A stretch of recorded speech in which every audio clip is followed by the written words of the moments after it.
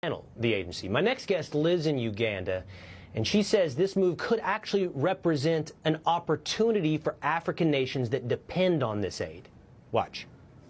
We have depended on U.S. aid for over 60 years, and the moment the owners of the money say, let's take a 90-day pause that I audit where my money is going, suddenly the whole country goes into a frenzy. And this should be a moment of reflection for Uganda and the African continent in general. We have been asking for a very long time to be liberated from colonialism, neo-colonialism, and now that the opportunity presents itself, for some reason, we are complaining. Because let's get something straight. Often the money given to us in foreign aid is lost to corruption, misuse, depleted and overrated salaries to particular individuals, or sometimes we lose billions of money that are unaccounted for. So it only makes sense that the donor is asking for an edit, and if that means pausing the amount of money coming in, they should. Janice Nikaja is a policy content creator with 14,500 followers on TikTok, and she joins me now. Janice, it's great to see you. I just want to dive right into some of the points that we heard you making in that video. Let's start with the colonialism point. You point out that many African nations have been fighting for, arguing for, extricating themselves from colonialism. And here now we have Western countries, in this case the United States, pulling their money away, and you're confused as to why people would be upset. I think you're saying you thought this is what you wanted.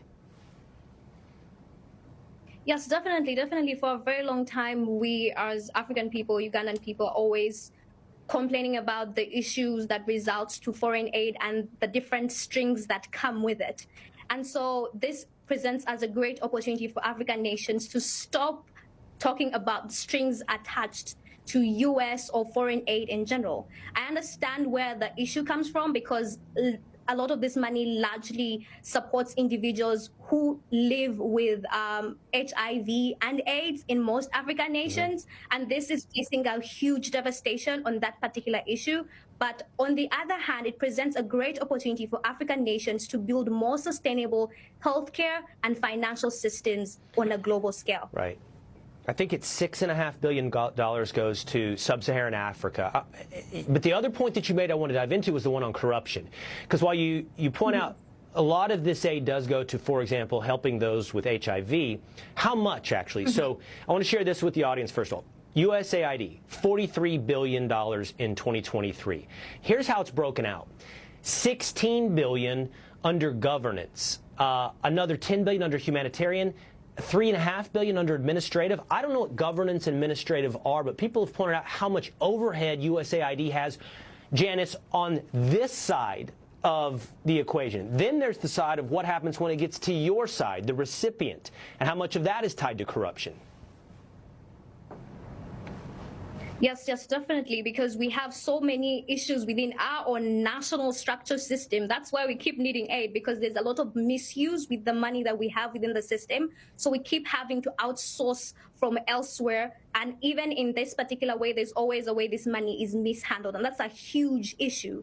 And that's why I was calling for a time where we need sustainability within our own structures if we are going to even handle money that comes from outside. And so with the presence of rampant corruption, misuse of funds, and sometimes the money just disappears, it begs the question, how can African nations shift or pivot in this kind of time or area? Because now that US aid is getting disbanded, it means that we're not going to get this money any further. And so there has to be a more sustainable system that is going to work. Other than that, a lot of people are going to lose their lives. Already thousands have lost jobs. And so it puts African nations in a very staggering position that does not see us going anywhere in the future. But it sounds like, and just to wrap it up here, it sounds like you see this, though, as the opportunity. This is the opportunity to stand up on your own in Uganda. Definitely, because now we have analyzed where our stance is when it comes to, we cannot depend on our livelihoods. Our livelihoods cannot depend on internal politics of the United States. And so having understood that at this particular moment in time, it gives African nations, particularly Uganda, an initiative to make decisions that are more sustainable instead of depending on whether or not a particular state votes for aid for a particular country. All right, what a fascinating discussion. What an interesting perspective. Janice Nikaja, thanks so much for jumping on with us today. Thank you for having me. All right, Fox News Alert. Prime Minister